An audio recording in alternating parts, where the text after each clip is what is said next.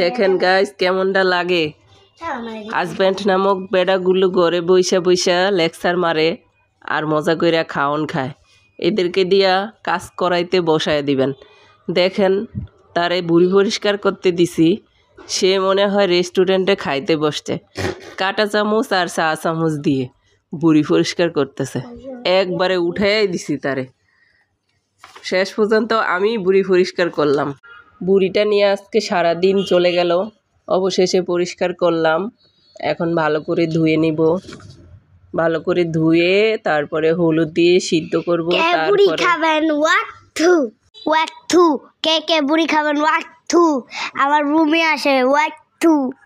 আমার মেয়ের কথা শুনছেন? আমার মেয়ে বুড়ি দেখতে পারে না। আমি এগুলা পরিষ্কার করা পর্যন্ত ও শুধু ওয়াক্থু বলতে বলতে গেছে।